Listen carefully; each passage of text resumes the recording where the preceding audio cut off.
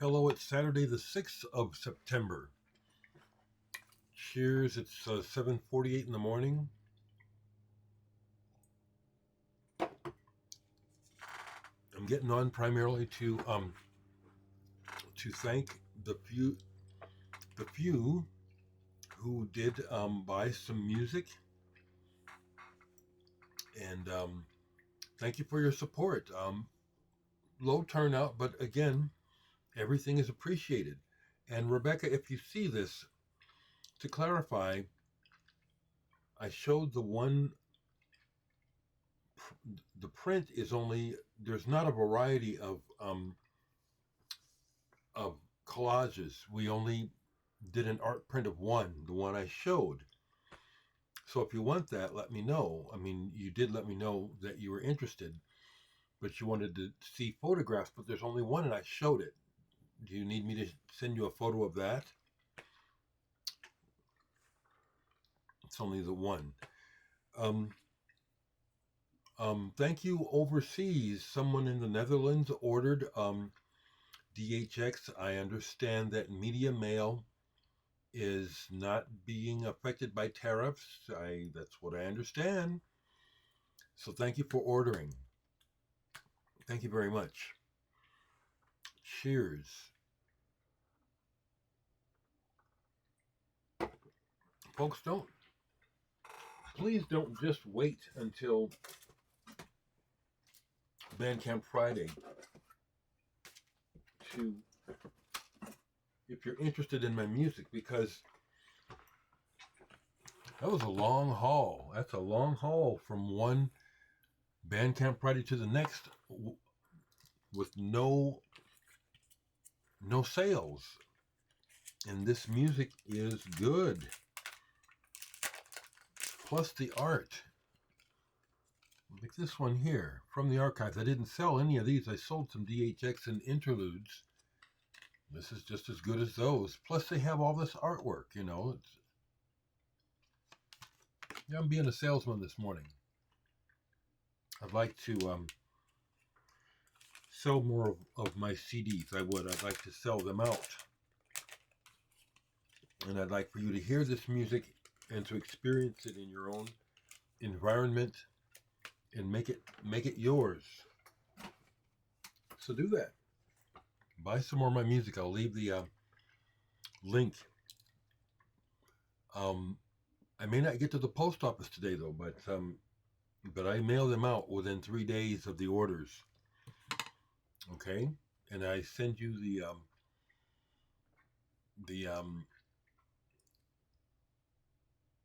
how they track it, your tracking number.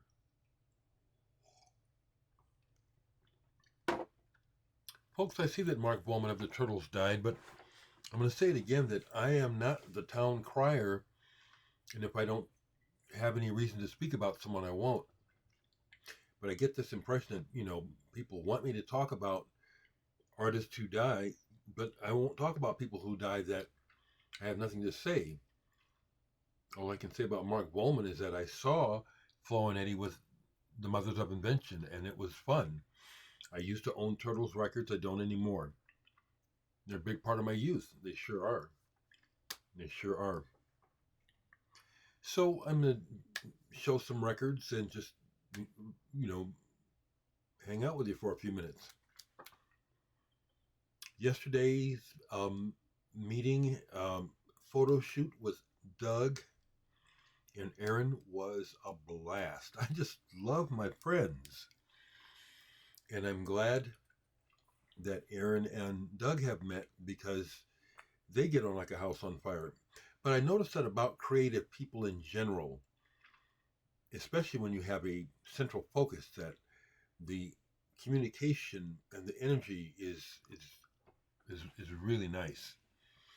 So we got photos. We got a photo that we will be using. I haven't chosen it yet, but I know from the session we have a picture that we will use for the cover, and hope to get the last part of production done so I can order the CDs next week, hopefully. But afterwards, we went to breakfast, and what was nice is that Aaron joined us for breakfast. You know, I knew that Doug said he was going to take me out to breakfast after the photo shoot. But we had so much fun over there. And said, "Hey, you want to go to breakfast with us?" And he said, "Sure." And we just had a blast. Another thing is that we are a rather potent three people to be seen together in Omaha. We went up to the Radial Cafe, which is a very popular um, cafe that's been around for a while in Omaha. And if the people don't immediately recognize me, they immediately recognize Doug, or they immediately recognize Aaron. And then the fact that all three of us were together was was making conversation in the restaurant on Friday. That was fun. And after a while, as we were sitting there, it looked like damn near. It looks like everybody's familiar, but it isn't. It's just Omaha. Cheers, people. Again, thank you for your support for the channel. I have no intention of going and buying records with that music. It's going in my savings account, you know, to help me stay afloat. Okay, nobody bullshitting you people. Which makes me want to mention this before I show some records. I watch all kind of content like most of us do, but I chanced upon this pastor, and let me see, my browser's running real slow. It's all full of cookies and shit. But there's this, I'm going to go ahead and shout him out. Culture, Faith, and Politics channel. Hello, Mark Barton here. And the, okay, shut up. These fucking commercials. Pat Conkey, Culture, Faith, and Politics. I really appreciate a recent post of his where he decides to respond to an immature comment, and he also very cogently and intelligently addresses the fact that most people think that the only thing you do when you address those comments is to inflame them and make it worse, or that somehow you're giving the offender a kickback, whether you like it or not. And I love the way that the pastor addresses it, because that's the same reason why I bring it up. He's basically saying that there are those who benefit from him speaking up and addressing the ignorance. So, you know, it's all about Trump. And I just wanted to just talk about this one right quick before I move on, because it's so insane what we're dealing with this GOP. So the pastor is defending the victims coming out and speaking, and this fool says, "Oh, boo-hoo, prove your claims." Wait a minute, that's so insane. You MAGA people never ask Trump to prove his claims, or any of them, and all they do is lie, and they never prove their claims. They never do, and nobody asks them. And yet, when they are confronted, that's the first thing is, "Oh, what are you talking about? Prove it." That's insane.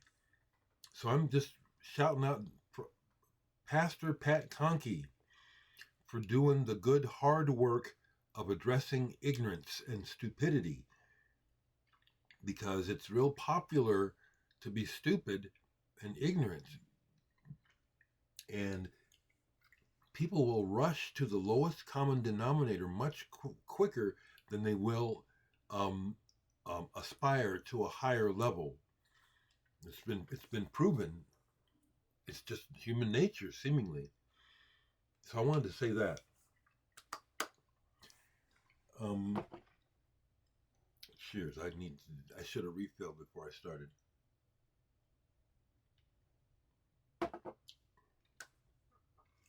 So, okay. So let's see how this works, because probably what will happen now is it's just about to hit 8 o'clock. Post office opens at 8:30. Um, Depending on how much longer I'm online, I'll just wrap up doing this video and then go to the post office. It's real easy to stay at home for me, seriously. Which reminds me, someone in the comments, in a very nice, friendly way, was just suggesting to me that I go to the party. Just make a quick appearance. You know, it won't take. You know, I appreciate that you're being nice, but you don't know me. I didn't know. I didn't go to the party. I didn't want to go to the party. I don't like parties. The last parties I went to, I was miserable, and I knew a lot of people there. That's not the point. The gatherings, and generally speaking, what's happening at these gatherings, from my perspective, sucks. So I didn't want to be at the party, so I didn't go. And I didn't miss nothing. I didn't miss nothing. Okay? One or two people at a time visiting is fantastic. That's the way I like to do it. Okay, some records. Now this one, Touch, 1969. The band used to be called Don and the Good Times back in the 60s, okay? This is an early example of people messing with prog rock and going beyond psychedelia and just hard rock. Same year as King Crimson and all that stuff. This is very fanciful and very progressive. And the main guy, Don Gallucci, can really play the keyboards. Now, what I noticed on this listen, because this is one of the records I've owned for a long time, but I've listened to so seldom that I don't immediately remember what it sounds like. So on side one, the track, I think it's the one, Miss Teach. I'm about to look up and see if the main guy, Don Gallucci, was involved with television. I think he was, because if I'm not mistaken, it's either the Partridge Family, or I think it's the Partridge Family theme is part of this song. Come on, get happy. Was that the Partridge Family? That line and that melody is on here. So I'm thinking to myself, I bet you that guy went into television or was already involved in the industry and wrote that, just took that from this and repurposed it for television. If anybody knows those facts, share them in the comments. But I noticed, I said, that's the damn Partridge Family thing. On top of all the other things, like I said, fanciful is a good word for that album, because there's parts of it that are like he's trying to conjure up a dream-like setting musically. That's a really good album. Really good. Thank you, folks, for responding to the music that I played, because I did mostly what I sold yesterday was interlude. If you have to hear my music to decide whether to buy it, just take a listen on Bandcamp. Man, my shit is tasty. It is. Okay. So here's a record that, when it first came out, was hard to listen to for the most part, because Grace for Drowning by Steven Wilson. He made this album. I say this because if somebody knows better, let me know. But I'm pretty sure he made this album up shortly after his father died. And so there's a darkness to this album. But the other thing that I noticed as I listened, because I went ahead and listened to most of this since I couldn't remember it except for the single index, The other thing I noticed is that lyrically, there's a lot of bitterness on this album. He must have been going through a breakup. And he's not happy with somebody. It sounds like a girlfriend, that he's talking to. Musically, this is powerful. Steve Hackett's on here. I believe the drummer is Marco Miniman. This is good, but it's not something that gets. I hadn't played it for years. So I see that Boris is out doing a Pink, celebrating the album Pink with their latest tour, and they're the sort of band that I just have to keep returning to because they're seemingly impenetrable until you just take your time with them. So I went and listened to this album again, Boris Heavy Rocks, the most recent iteration of the Heavy Rocks deal with them. This came out in 2022. I like that cover a lot. They use saxophone on here. Gold vinyl. It's a heavy, thick sound that they create that you have to go into to discover what's going on. I like that about the band. So it's like, even though a lot of times when I listen to records these days, I wish I could have mixed that. But not everyone wants to be mixed all clean and clear the way I like it.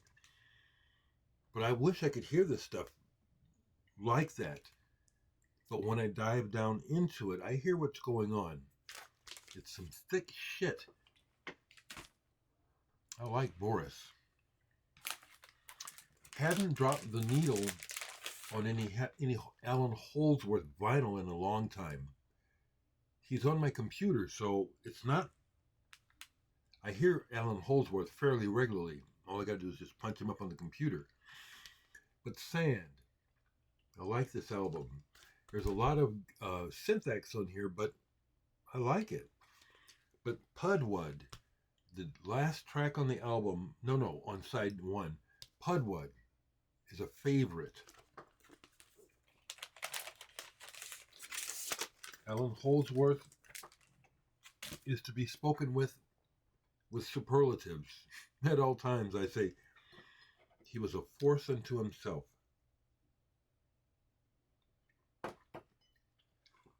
Oh, another quick update on the cats.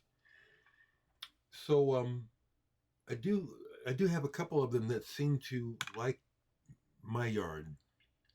So yesterday morning I wake up and the grayish brown one was sleeping on my chair in front, and I go open the door and he doesn't run away. So I go out and he doesn't run away, but he doesn't want to. I'm catching these cats are feral. They're wild.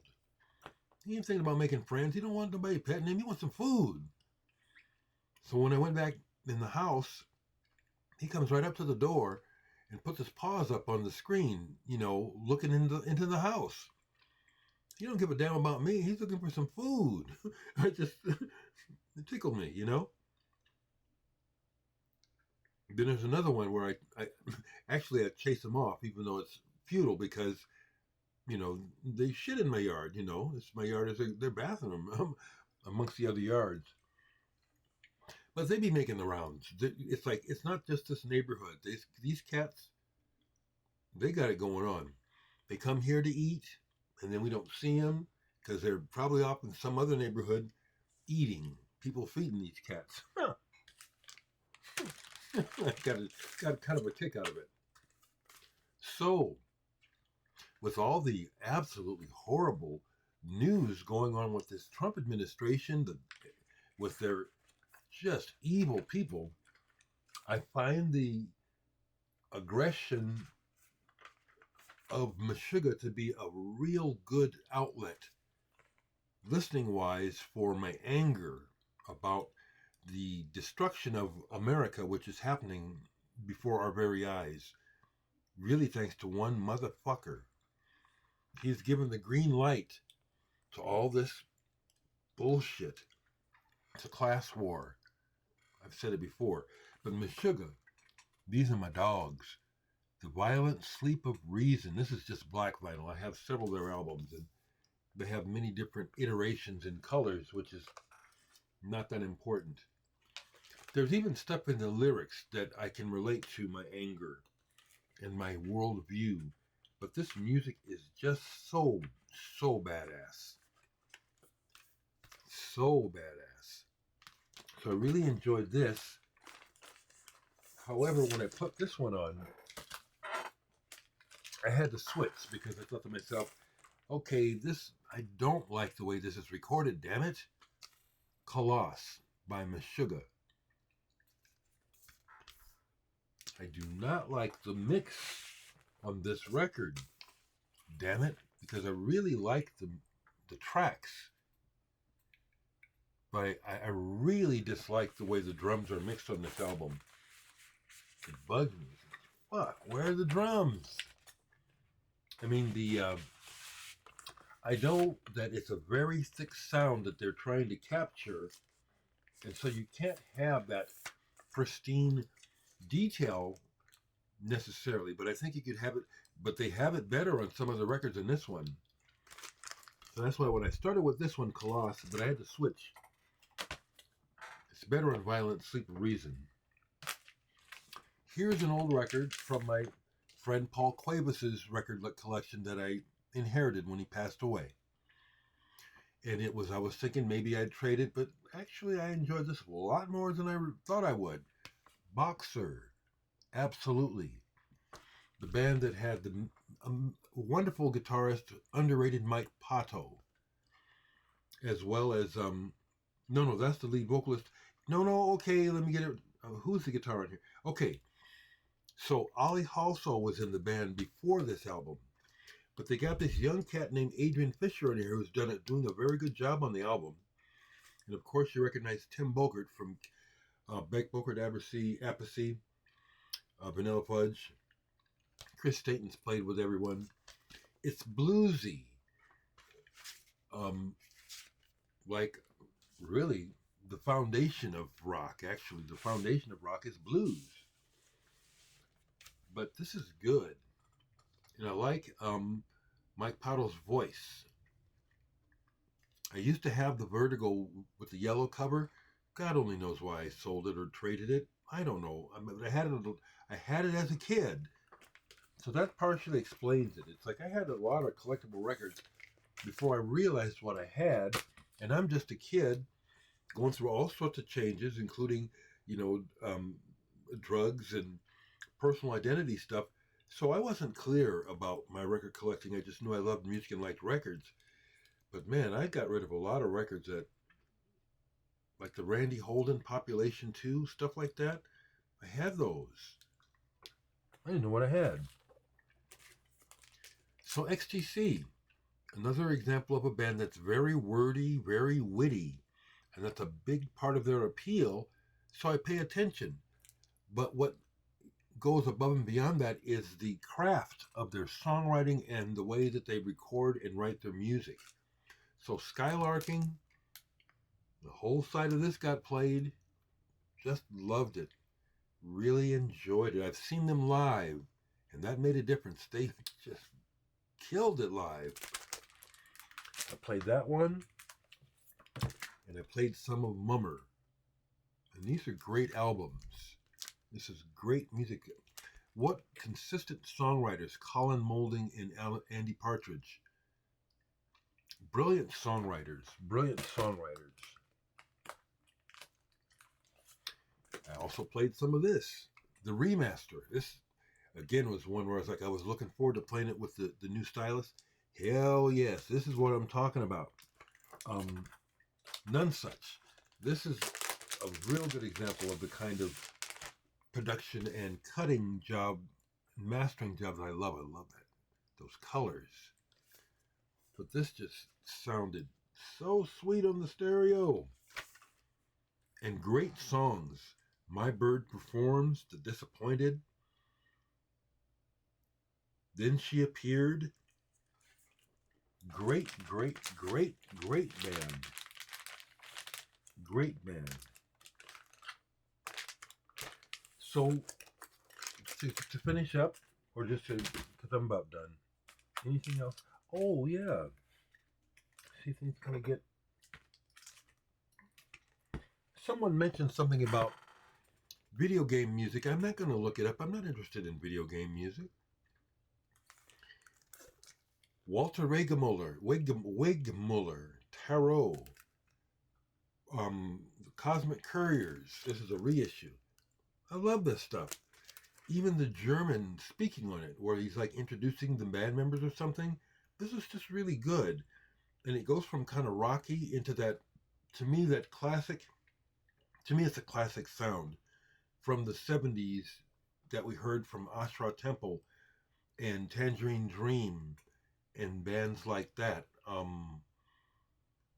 Mythos too, this kind of off-center organ sounds like organ from the past. If you don't know this album, Walter Wigmuller, this is really good. And there's Klaus Schultz, Jürgen Dahles, and all the fellas. All right? I love this stuff. I do. I personally relate to it. I do. I relate to this music. And then this, I got to play this some more because this is one that was sent to me by the label L'Amour Records in either Sweden or Switzerland. I always get it mixed up, damn it. But this is one where it's like, I put it on, it's like, Niels Gordon, Land. I got to try it again because I needed to start with side 2 because side 1, the way it starts, it's like, this is just immediately not interesting. And yet, it seems like there's probably something good in here, so we'll try it again today. We'll start with side 2. Okay. So, let me see if I can quickly access some music before I go from me to encourage folks to listen. Okay, where is it? Okay, so they must be over here. Pardon me, folks. Okay. Let's try this one. See how this one goes.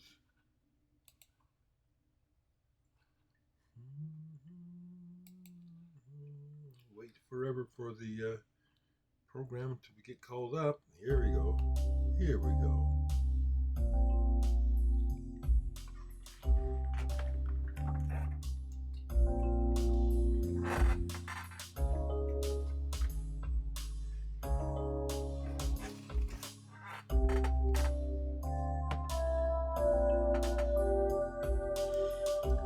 This is on DHX.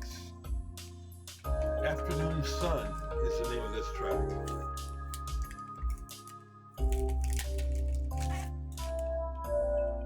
It's capturing that feeling of the afternoon sun.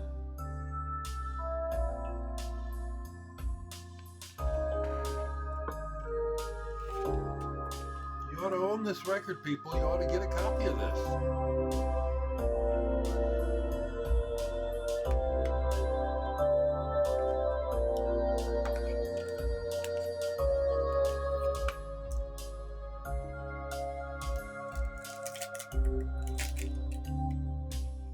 Simple but atmospheric.